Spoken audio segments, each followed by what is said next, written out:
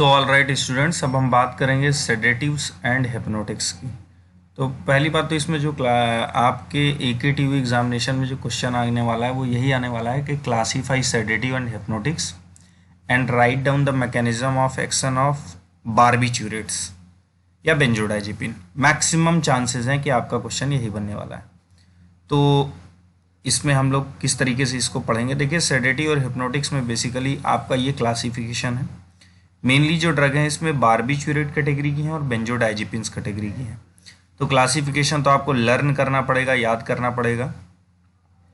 तो ये like long acting में फिनोबार्बिटोन, शॉर्ट एक्टिंग में ब्यूटोबार्बिटोन और अल्ट्रा शॉर्ट एक्टिंग में थियोपेंटोन। तो इस तरीके का, इसी तरह बेंजोडाइजेपिन में आपका hypnotic, anti anxiety, anti convulsant. तो अब हिप्नोटिक की बात करें तो लाइक डायजीपाम, फ्लोराजीपाम, नाइट्राजीपाम, इस तरीके के। न्यूअर बेंजोडाइजेपिन की बात करें हिप्नोटिक्स, जॉपिक्लोन, जॉल्पिडेम एंड गैलिप्लोन। तो ये बेसिकली आपको ये आपका पार्ट है, आप इसको याद करिए, राइट। इसका कोई सब्स्टिट्यूट नहीं है। अब आप इसको ट्रिक बना के याद कर सकते हैं, आप कैसे भी याद करना है, आपको इसको बार बार लिख के याद करना है। अब हम बात करते हैं कि बेसिकली जैसे आप एक्सप्लेन करेंगे कि सेडेटिव एंड हिप्नोटिक में डिफरेंस क्या होता है। तो बच्चों देखिए कि जो सेडेटिव है वो बेसिकली किसी इंडिविजुअल को काम्स करता है, काम के लिए रिस्पॉन्सिबल है। काम्स का मतलब होता है किसी चीज़ को, मतलब जैसे आप शिथिल कर देना, किसी चीज़ को स्लो डाउन कर देना, राइट। जबकि मतलब ये काम्स तो कर रहा है, काम्स कर रहा है, लेकिन जो हिप्नोटिक्स है वो उसमें इंड्यूस कर रहा है क्या, स्लीप। मतलब किसी इंडिविजुअल को, जैसे आप ये बोलो कि किसी को स्लीप आने की जो पहली वाली स्टेज होगी उसको आप बोल सकते हो कि वो क्या हो गई, स्लीप आने के जस्ट पहले की स्टेज काम्स। तो सेडेटिव क्या करेंगे, काम्स ऑफ अ पर्सन के लिए रिस्पॉन्सिबल होंगे, जबकि हिप्नोटिक्स क्या होंगे, वो स्लीप इंड्यूसिंग होंगे। तो कई बार ये भी आप कह सकते हो कि large dose of sedative can be acts like, can be produce their action like hypnotics, and hypnotics in small dose can works like sedative. तो ये मीन्स आप एक दूसरे को इस तरीके से इसकी अंडरस्टैंडिंग आप बना सकते हैं। अब देखिए, चाहे सेडेटिव हो या हिप्नोटिक्स हो, कहीं ना कहीं दोनों ये इंडिविजुअल को काम करने की बात कर रहे हैं और इसमें हम बेसिकली स्लीप इंड्यूस करने की बात कर रहे हैं। तो दोनों में कहीं ना कहीं सीएनएस को डिप्रेस करने की हम बात करते हैं। तो CNS depressant drug can produce sedation, hypnosis, anesthesia and coma depending on the dose, right. Major group of drug useful in the treatment of insomnia include barbiturates, benzodiazepine and newer drug। तो बार्बिचूरेट में basically अगर हम बात करें तो बार्बिचूरेट क्या होती हैं, तो ये जो रिसेप्टर है गाबा ए बेंजोडाइजेपिन क्लोराइड चैनल कॉम्प्लेक्स, ये बेसिकली एक चैनल कॉम्प्लेक्स है। अब इसका जैसे अगर हम स्ट्रक्चर, पहले मैं एक बार स्ट्रक्चर आपको शो कर देता हूँ। ये देखिए, ये गाबा ए बेंजोडाइजेपिन क्लोराइड चैनल कॉम्प्लेक्स है। इसको अगर आप देखते हैं तो देखिए इसकी जो बीटा साइट, इसके साइट हैं जैसे अल्फा, बीटा और ये alpha by beta, beta, alpha and gamma. तो आप अगर देख पा रहे हैं यहाँ पे, तो ये जो साइट है basically alpha by beta that allows the binding of barbiturates, and here the sign is positive, means after binding of barbiturate to alpha by beta sites, they stimulate the binding of GABA to their beta receptor, and once the GABA binding towards their beta receptor increases, there will be influx of chloride ion occur, and chloride ion influx resulting in hyperpolarization, और hyperpolarisation में वो cell को हम दोबारा से excite नहीं कर सकते हैं। तो सेल में जो एक इम्पल्स का कंडक्शन होगा दैट विल बिकम फिक्स्ड, वो क्या हो जाएगा, स्टॉप हो जाएगा। अब दूसरा अगर हम देखें, like diazepam binds to the alpha sites while the flumazenil same here binds at which is antagonist of diazepam, और GABA A receptor, this is GABA A receptor, GABA B basically आपका GPCR होता है। तो ये आपका एक journal structure है जो कि आप सेडेटिव और हिप्नोटिक्स में बार्बिचूरेट के मैकेनिज्म ऑफ एक्शन या बेंजोडाइजेपिन के मैकेनिज्म ऑफ एक्शन को लिखते वक्त ये समझाएंगे। आपको इसमें ध्यान रखना है कि गामा सब यूनिट, अल्फा सब यूनिट, बीटा और अल्फा बाई बीटा, तो basically barbiturate alpha by beta पे और अल्फा साइड पे आपका डायजिपाम एक्ट कर रहा है, और ओवरऑल कहीं ना कहीं वो गाबा की बाइंडिंग को अपने रिसेप्टर से बढ़ा के क्लोराइड आयन के इन्फ्लक्स को बढ़ा रहे हैं। तो देखिए अब आप इसको इस तरीके से समझ सकते हैं। अब जो भी चीज़ें मैं रीड आउट करता हूँ आपके ऑलमोस्ट क्लियर होंगी। These are the derivative of barbituric acid and acts by increasing the chloride conductance across receptor complex. These drugs have GABA mimetic as well as GABA facilitatory action to increase the duration of chloride channel opening. Means ये chloride channel opening के duration को बढ़ा के chloride ion influx को बढ़ाते हैं या गाबा का फैसिलिटेशन करते हैं। चूंकि गाबा जितना ज़्यादा अपने रिसेप्टर से बाइंड होगा उतना ज़्यादा क्लोराइड आयन का इन्फ्लक्स होगा। तो लेकिन बारबिचुरेट के साथ ये है कि ये बेसिकली ज़्यादा अदर पर्पज में यूज नहीं होती, जबकि इनके कंपैरेटिवली में बेंजोडाइजिपिन का यूज हम ज़्यादा करते हैं। तो वो क्या रीजन्स हैं जिनकी वजह से बारबिचुरेट को हम यूज़ नहीं करते? देखिए बारबिचुरेट का जो थेरेपेटिक इंडेक्स होता है राइट, वो बहुत नैरो होता है, और अगर आप थेरेपेटिक्स इंडेक्स को समझ पा रहे हैं तो due to steep dose response curve with slight increase in dose severe CNS depression leading to coma can occur। Means यहाँ पे नैरो थेरेपेटिक इंडेक्स होने की वजह से अगर उसका डोज हम थोड़ा सा भी अगर इंक्रीज होता है that will leads to the can lead to the coma. और बारबिचुरेट अपने आप में that is powerful enzyme inducing agents है, तो कहीं ना कहीं ये पैरेलल जो ड्रग होंगी वो उनके मेटाबॉलिज्म को भी क्या करेगा, इंक्रीज कर देगा, मींस उनके एक्शन ड्यूरेशन ऑफ एक्शन को कम कर देगा। हाई एब्यूज लायबिलिटी होती है and may precipitate withdrawal symptoms. इसको लॉन्ग टर्म में अगर आप बारबिचुरेट लेते हैं तो उसको छोड़ने पर आपको विथड्रॉल सिम्टम भी दिखते हैं। इफ़ पॉइजनिंग अगर आप इन केस बाई एक्सीडेंटल या किसी भी चांस आप बारबिचुरेट का ज़्यादा कंज्यूम कर लेते हैं तो there is no specific antidote is available.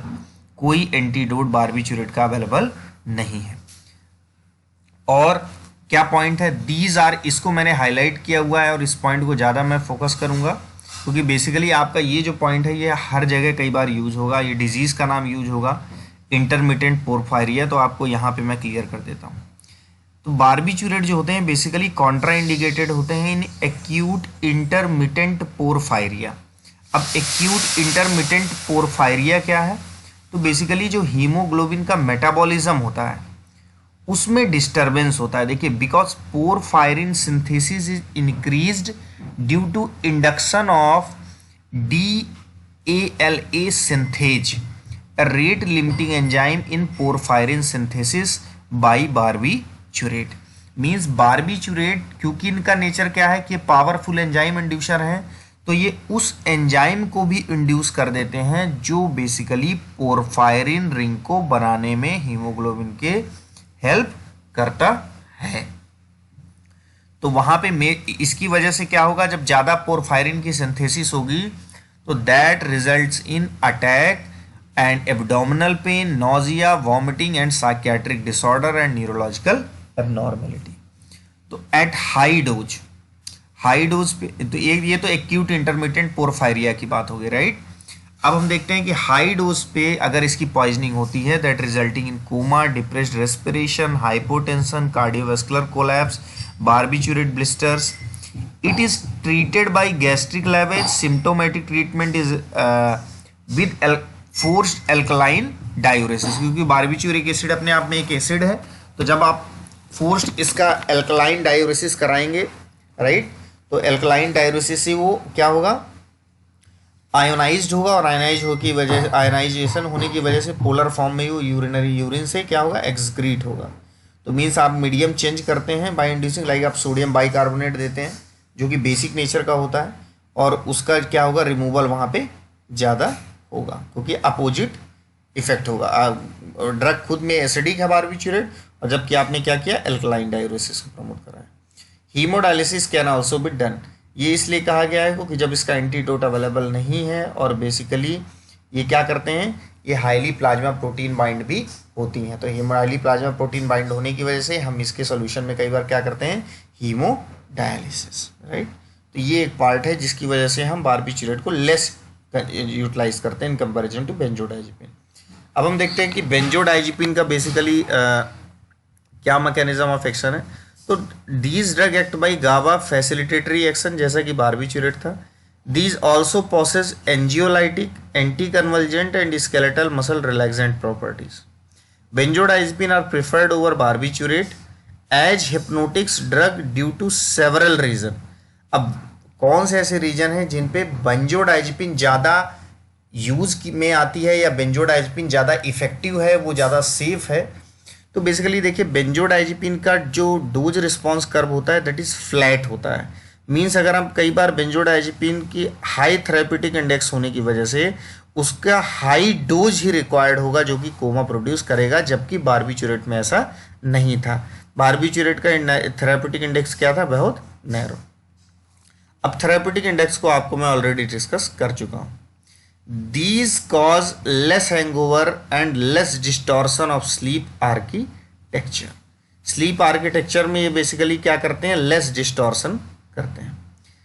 These are less prone to drug interaction. जिस तरीके से वो एंजाइम इंड्यूसर्स थे पोटेंट, ये एंजाइम इंड्यूसर्स नहीं होते because they do not induce microsomal enzymes. Abuse liability इनकी भी लेस होती है. Benzodiazepine poisoning can be treated with specific antidote जिसका नाम होता है फ्लूमाजेनिल. तो ये आपका कई बार कॉम्पिटिटिव एग्जाम में भी क्वेश्चन पूछा जाता है.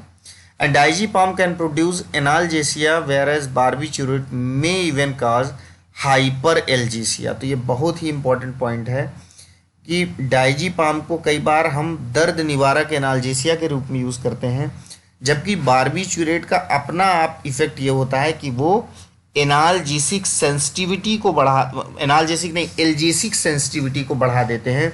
मीन्स हाइपर एल्जेसिया करते हैं. मीन्स कहीं ना कहीं एनाल्जेसिक इफेक्ट उनमें होता ही नहीं है. तो ये जस्ट इतने अपोजिट इफेक्ट होते हैं और बेंजोडाइजपिन के आप इस तरीके के इफेक्ट देख के ये कह सकते हैं बेंजोडाइजपिन इसीलिए हम प्रेफर करते हैं. However these drug can also impair learning and memory. Flunitrazepam is a tasteless benzodiazepine and is implicated as a date rape drug due to its propensity to cause dose dependent amnesic effect. तो ये basically आपका point हुआ. ये गाबा बेंजोडाइजपिन chloride channel complex है जो कि आप बहुत आसानी से इसको समझ सकते हैं. देखिए इस तरीके से डाइजीपाम यहाँ पे बाइंड हो रही है अल्फा साइड पे और वो प्रमोट कर रही है गाबा के फैसिलिटेशन को, पॉजिटिव साइन. सेम इसी तरीके से बारबिचुरेट फैसिलिटेट कर रही है. अब देखिए जैसे अल्फा से इस साइड पे DMCM बाइंड हुआ तो ये बेसिकली इसको नेगेटिव इफेक्ट दिखा रहा है. मीन्स वो गाबा की बाइंडिंग को इनहिबिट कर रहा है. और अल्टीमेटली जब भी गाबा स्टिमुलेट होगा तो वो क्लोराइड आयन का इन्फ्लक्स बढ़ाएगा. तो this is all about the sedative and hypnotics. Thank you very much.